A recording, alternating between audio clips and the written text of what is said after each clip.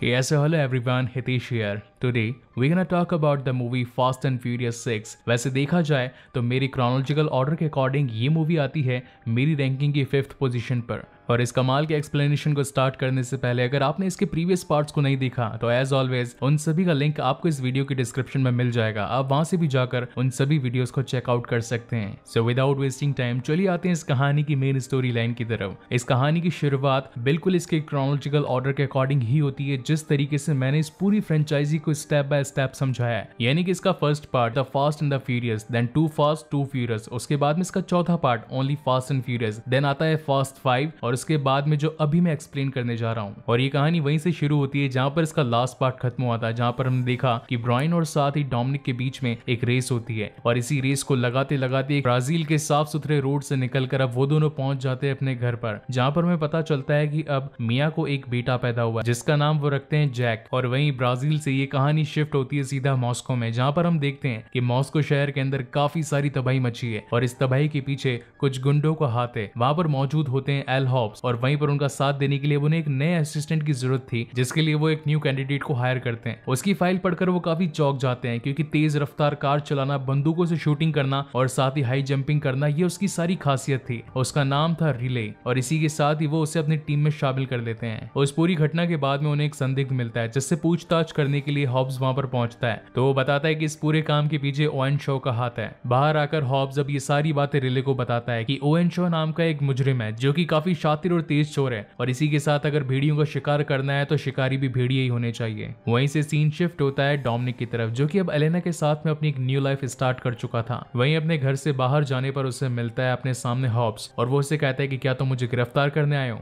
तो हॉब्स कहता है कि मैं तुम्हें गिरफ्तार करने नहीं बल्कि तुम्हारे लिए काम लेकर आया हूँ। तो डोमिनिक उससे मना कर देता है। वो कहता है कि मैं तुम्हारे साथ कोई काम नहीं करना चाहता क्योंकि हर बार तुम्हारे साथ जब भी काम करता हूँ जान का जोखिम होता है। तो हॉब्स उसे कहता है कि इस बार मैं एक ऐसा काम लेकर आया हूँ कि जिसे करने के लिए तुम खुद मुझसे मिन्नतें मांगोगे। एक बार इस रिपोर्ट को पढ़ लेना, जब तक तुम पढ़ोगे मैं तुम्हारा नीचे इंतजार करूंगा। और उसके जाने के बाद में जब डोमिनिक उस फाइल को ओपन करता है तो उसमें उसे मिलती है लैटी की फोटो और जब वो उसे देखते हो तो काफी शॉक हो जाता है क्योंकि उसके माइंड में अभी तक ये था कि लैटी की डेथ हो चुकी है और उसने खुद उसका अटेंड किया था। और इन्हीं बातों को सुनकर अब डोमिनिक सीधा पहुंच जाता है हॉब्स के पास में और वो उससे पूछता है कि आखिर प्लान क्या है। तो हॉब्स उसे कहता है कि ये काम तुम अकेले नहीं कर सकते, इसके लिए मुझे तुम्हारी टीम की जरूरत है क्योंकि तुम्हारी टीम ही वर्ल्ड की एक ऐसी टीम है जो कि हर नामुमकिन काम को मुमकिन कर सकते हो। और इसके बाद सारे टीम मेंबर्स पर एक एक करके सीन शिफ्ट होते जाते हैं, कभी मकाओ कभी टोक्यो। रोमन पियर्स दिखाया जाता है जो कि अपनी गर्लफ्रेंड्स के साथ में मकाओ जा रहा था। वहीं पर हमें दिखाया जाता है तेज पार्कर जिसने अब काफी अच्छी बॉडी भी बना ली है। वहीं अगले सीन में हमें दिखाया जाते हैं हान और साथ ही गिजेल जो कि अपनी लाइफ टोक्यो में स्पेंड कर रहे थे।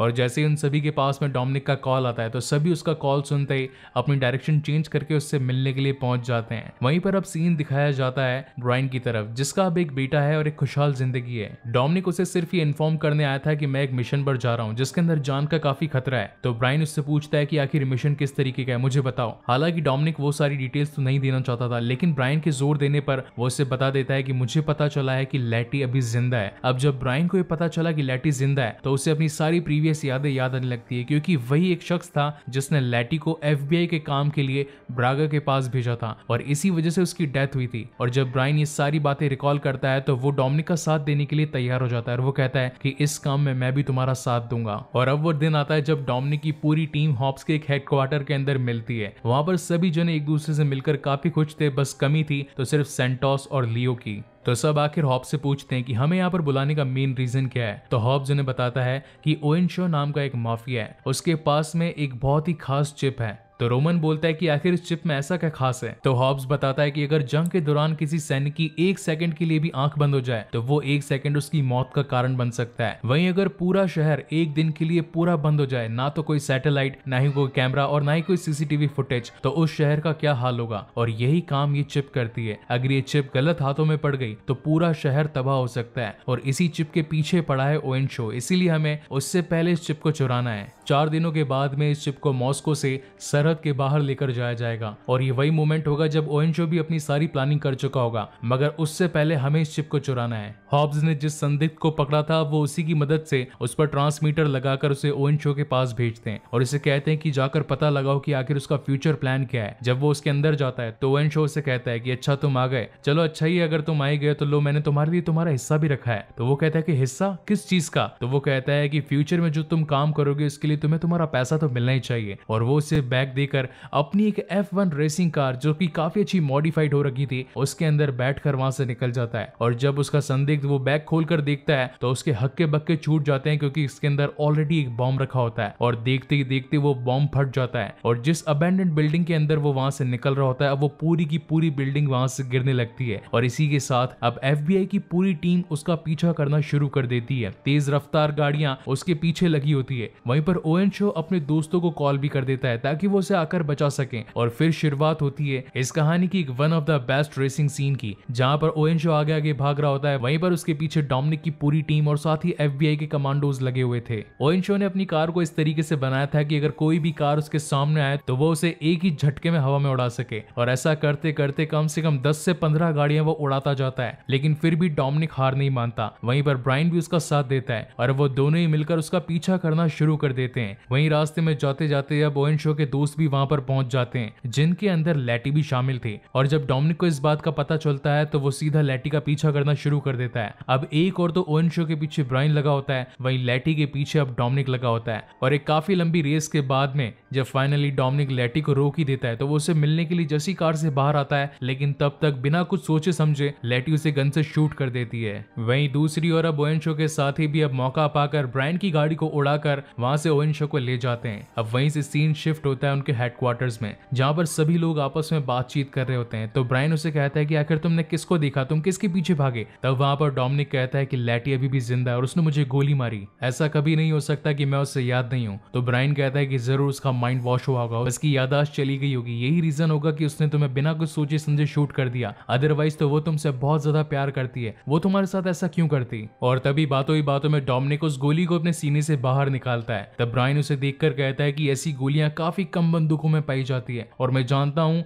कि यहाँ मॉस्को के अंदर कौन ऐसा शख्स है जो कि ऐसी गोलियां और साथ ही ऐसी बंदूक रखता है। वहीं से सीन शिफ्ट होता है ओवेन शो के हेडक्वार्टर्स में, जहां पर उसकी पूरी टीम उसका इंतजार कर रही थी और इसी के साथ उसका एक खबरी वहां पर उसे काफी सारे डॉक्यूमेंट्स देता है। ये वही डॉक्यूमेंट्स थे जिसके अंदर डोमिनिक और साथ ही उसकी पूरी टीम की डिटेल्स थी कि कौन इंसान कहां से आया है और आज तक किसने कौन कौन से क्राइम करे हैं। वहीं अब दूसरी ओर तेज पार्कर उन सभी को कहता है कि अगर हमें उनका पीछा करना है तो हमें उनकी तरह तेज रफ्तार गाड़ियां चाहिए होगी। तुमने देखा कि किस तरीके से वो लोग गियर शिफ्ट कर रहे थे, उनके पिस्टन कुछ अलग ही थे और उनकी रेसिंग स्टाइल भी बिल्कुल अलग थी। अगर हमें उनकी तरह सोचना है तो उनकी तरह गाड़ियां भी रखनी होगी। और इसी बात को सुनकर अब हॉब्स और साथ ही तेज पहुंच जाते हैं गाड़ियों के बहुत ही शानदार प्लेस पर, जहां पर काफी महंगी महंगी गाड़ियां बिक रही होती है। वहां का एक ओनर था और वो उन्हें देखकर कहता है कि तुम क्या वेटर्स हो? यहाँ पर तो सारे लोग ब्लैक सूट में आते हैं जिनके साथ काफी सारी गर्लफ्रेंड्स होती है, पर तुम्हें देखकर तो ऐसा नहीं लगता। मुझे लग रहा है कि शायद तुम जरूर वेटर होगे और अभी यहाँ पर वेटर्स की कोई जरूरत नहीं है, तुम यहाँ से जा सकते हो। और तब वहां पर इस बात को सुन के तेज को काफी ज्यादा गुस्सा आ जाता है, क्योंकि तेज ने तो इससे पहले 55 करोड़ डॉलर की एक इतनी बड़ी लूट करी थी, तो ये सारी गाड़ियां तो उसके लिए आम बात थी। और इस बात को सुनने के बाद तो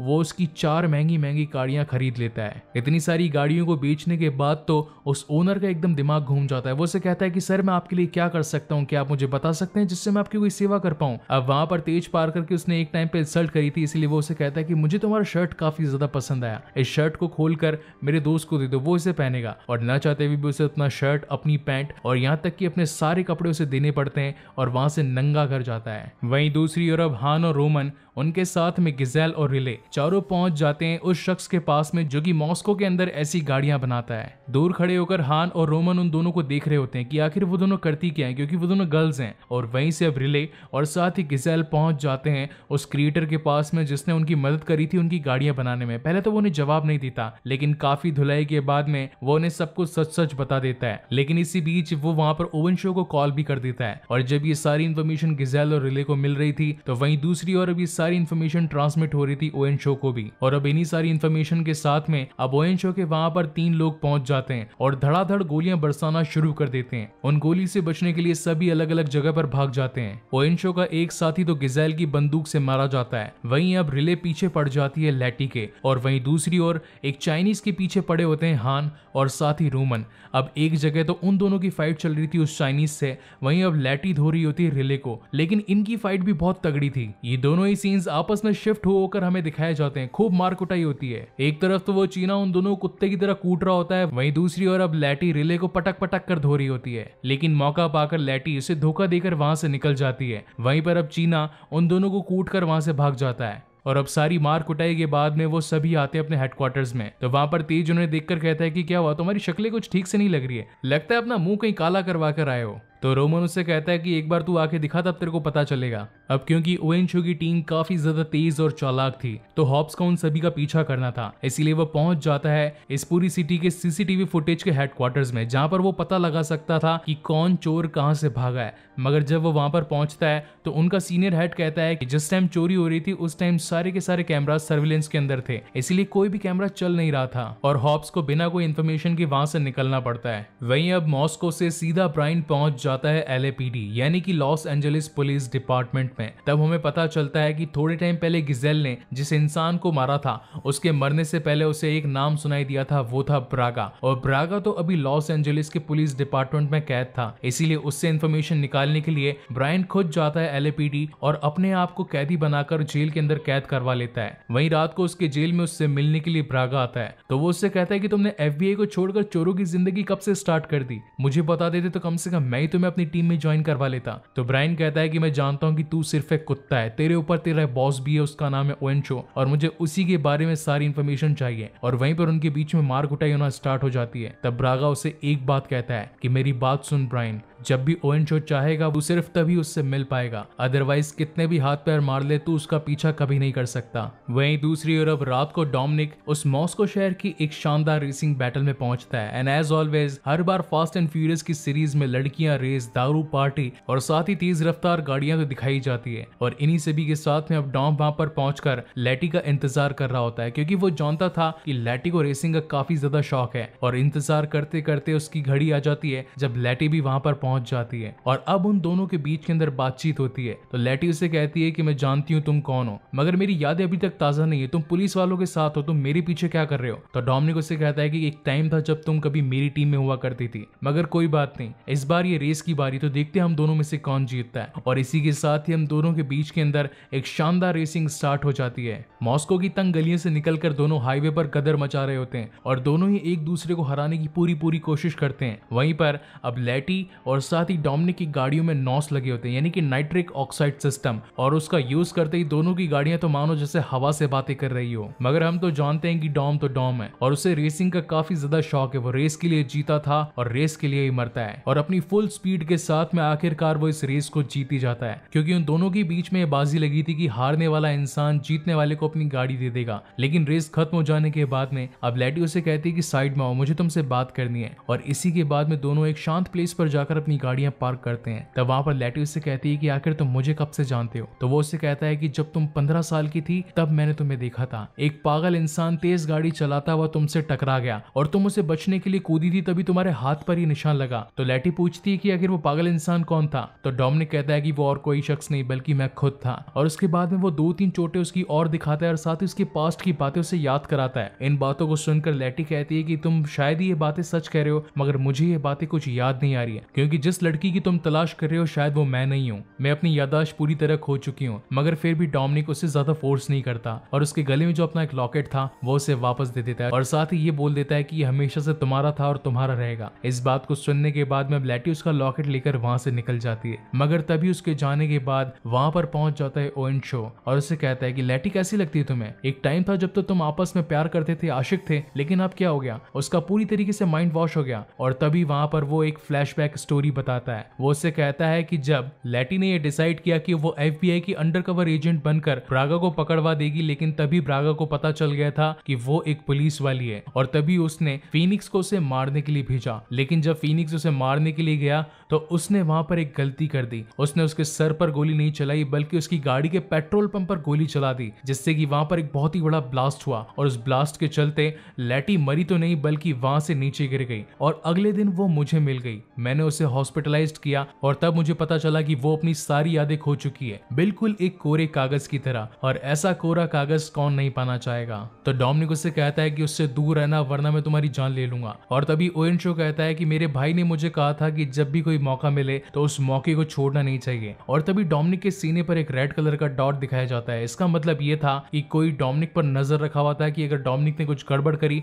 तो वो उसे शूट कर देगा। लेकिन बातों ही बातों में पता चलता है कि ओवेन शो के सीने पर भी एक रेड डॉट आ चुका था, यानी कि उसका साथ देने के लिए अब वहां पर हॉब्स पहुंच चुका था और दोनों की सीनों पर अब टारगेट होने की वजह से वो दोनों वहां से जाने का डिसाइड करते हैं। और इस तगड़ी कन्वर्सेशन के बाद में दोनों अपने अपने हेडक्वार्टर्स के लिए निकल जाते हैं। वहीं अब अगले दिन उनका साथ देने के लिए पहुंच जाता है ब्रायन भी हॉब्स के हेडक्वार्टर्स पर और तब सभी डिसाइड करते हैं कि आज है चौथा दिन और आज वही दिन है जब मिलिट्री बेस से उस शिप को सरहद के पार पहुंचाया जाएगा, इसलिए हम सभी को सीधा सरहद तक पहुंचना चाहिए। मगर तब डोमिनिक कहता है कि ओवेन शो इतना बुद्धू नहीं कि वो मिलिट्री बेस पर आकर चोरी करेगा, वो उसे चलते रास्ते से चोरी करने की कोशिश करेगा, तो हमें उसकी तरह सोचना चाहिए। और इसी के साथ ही अब हमें एक मॉस्को का बहुत ही बड़ा ब्रिज दिखाया जाता है जहां पर अब डोमिनिक की पूरी टीम अपनी तेज रफ्तार गाड़ियों के साथ में जाने लगती है। वहीं दूसरी ओर अब पूरी की पूरी ओवेन शो की टीम भी तैयार थी और यहीं से शुरुआत होती है इस कहानी की सबसे बेस्ट सीन की, जहां पर ओवेन शो की टीम चाहती थी कि वो मिलिट्री बेस की निकली गाड़ियों से उस चिप को चुरा ले। वहीं पर अब डोमिनिक की टीम चाहती थी कि उस चोरी के बाद में वो उनसे पहले उस चिप को लेकर निकल जाए। और इसी अफरा तफरी के बीच में अब वहां पर सारी की सारी मिलिट्री बेस की गाड़ियों के पीछे अब लग जाती है ओवेन शो की पूरी टीम और अपनी चालाकी के साथ में मिलिट्री बेस के सभी आर्मी सोल्जर्स को मारकर उस पूरे ट्रक और साथ ही उनकी सभी गाड़ियों को अपने कब्जे में ले लेती है। लेकिन डोमिनिक की टीम भी रुकने वाली कहां थी और वो भी अब उनके ऊपर हमला करना शुरू कर देते हैं। लेकिन तब हमें पता चलता है कि जिस ट्रक के अंदर वो लोग बैठे हैं वो ट्रक खाली नहीं बल्कि उसके अंदर एक बख्तरबंद टैंक था और उसी की मदद से अब वो लोग बाहर आ जाते हैं और अब उस टैंक के साथ में वो लोग पूरी की पूरे शहर के अंदर तबाही मचाना शुरू कर देते हैं। उन लोगों के सामने जो भी गाड़ी आती है वो उन्हें चीबड़ा करते हुए आगे निकलते जाते हैं। अब एक तरफ तो डोमिनिक और उसकी पूरी टीम ये सोच रही होती है कि हम इसे रोकेंगे कैसे, क्योंकि उनके पास तो टैंक है, अगर हमने जल्दी कुछ नहीं करा तो वो उस शिप को लेकर यहाँ से निकल जाएंगे। वहीं दूसरी ओर ओवेन शो अपने टैंक के साथ में वहां पर धमाके करना शुरू कर देता है, वहां के ब्रिज को उड़ा देता है जिसकी वजह से रोड पर सारी गाड़ियां अपना कंट्रोल खो चुकी होती है। लेकिन इसी बीच गिजेल ने एक ऐसा यंत्र बनाया था जिसके अंदर एक काफी मजबूत तार होता है जो कि टाइटेनियम और वाइब्रेनियम से मिलकर बना होता है और इसे वो यूज कर देती है उनके टैंक पर। और अब उसके टैंक पर चला देने के बाद में उनकी मेन गाड़ी भी अब टैंक के चपेट में आ जाती है और अब वो टैंक बिना रुके सड़क पर एक वहशी दरिंदे की तरह घूम रहा होता है, सारी गाड़ियों को तहस नहस कर रहा होता है। लेकिन क्योंकि अब उनके तार से बंधी एक पीछे गाड़ी थी जिसकी वजह से उनका लोड काफी ज्यादा बढ़ गया था, तो ओवेन शो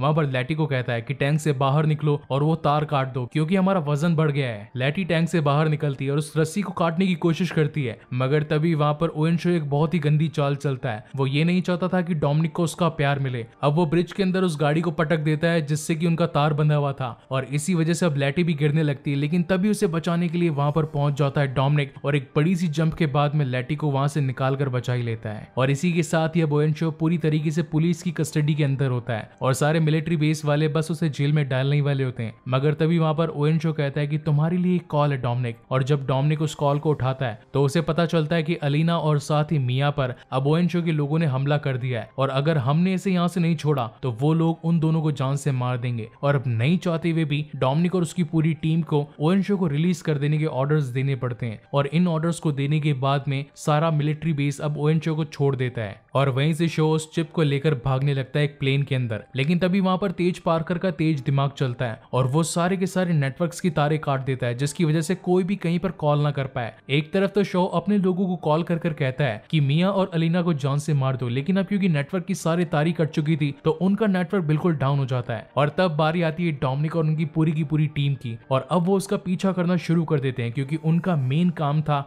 उस चिप को बचाना, क्योंकि अगर वो चिप को बचा लेते हैं तो हॉब्स की डील के मुताबिक उनके ऊपर जितने भी गुनाह लगे वो सारे के सारे माफ हो जाएंगे। कम से कम 20 मिनट चलने वाले इस प्लेन चेजिंग सीन को मैं ज्यादा एक्सप्लेन नहीं करने वाला हूं क्योंकि मैं चाहता हूं कि एक एक्सपीरियंस करने वाली चीज है, इसलिए आप इस मूवी को देखकर इस सीन को खुद खुद एंजॉय करें। इसका फाइनल कंक्लूजन ये निकलता है, डोमिनिक की पूरी टीम उस प्लेन को ब्लास्ट कर देती है और इस ब्लास्ट के अंदर ओवेन शो भी मारा जाता है और वहीं पर उनके पास में अब वो चिप भी आ जाती है जिसके अंदर एक शहर को पूरी तरीके से प्रोटेक्ट करने की इंफॉर्मेशन होती है। लेकिन इस पूरे काम के बीच में गिजेल जान से मारी जाती है, लेकिन एक दुनिया पर आने वाला एक बहुत ही बड़ा हादसा टल जाता है और इसी के बाद में अब पूरी की पूरी टीम अब अपने घर वापस आ जाती है। और जैसा कि फास्ट एंड फ्यूरियस मूवीज का एक ही मोटो है कि फैमिली सबसे बड़ी होती है और हर किसी को घर लौटकर तो आना ही पड़ता है। और अब इनकी फैमिली पूरी तरीके से कंप्लीट हो चुकी थी क्योंकि डोमिनिक को जिसकी तलाश थी वो और कोई नहीं बल्कि लैटी खुद थी और अब लैटी उसके साथ रहना स्टार्ट कर देती है। वहीं पर अपने आखिरी अलविदा को देने के लिए अलीना भी वहां पर पहुंचती है और तब वहां पर अलीना और साथ ही लैटी कहते हैं कि डोमिनिक को हमेशा से ही बड़े बड़े पंगे लेने का शौक है और रहेगा। वहीं पर अब हॉब्स भी पहुंच जाता है और वो कहता है कि सरकार ने तुम्हारे इस्तीफे की मंजूरी कर दी है, यानी कि अब तुम लोगों के सर पर जितने भी गुनाह थे वो सारे के सारे माफ कर दिए गए हैं। और इसी के साथ एक हैप्पी एंडिंग होती है और ये मूवी यहीं पर खत्म होती है। वहीं पर इस मूवी के पोस्ट क्रेडिट सीन में हमें दिखाया जाता है कि ओवेन शो, जो कि अब प्लेन हादसे के अंदर काफी ज्यादा जख्मी था, उसका एक बड़ा भाई भी है जिसका नाम है डेकर्ड शो और वो सीधा जाकर टोक्यो में हान को जान से मार देता है। और एक तगड़े सस्पेंस के साथ में ये मूवी यहीं पर खत्म होती है। सो गाइज, आपको ये वीडियो कैसा लगा प्लीज मुझे लाइक और कमेंट करके जरूर बताइएगा और अगर पहली बार इस चैनल पर आए तो इसे सब्सक्राइब जरूर कीजिएगा। इसके बाद में मैं आप सब लोगों की मोस्ट अवेटेड मूवी यानी कि fast and furious Tokyo drift जल्दी आपके सामने पेश करूंगा। And seriously guys, Tokyo drift के गाने इस पूरी फ्रेंचाइजी के अंदर सबसे बेस्ट गाने हैं। And once again thank you so much for watching this video. मिलते हैं अगले वीडियो में।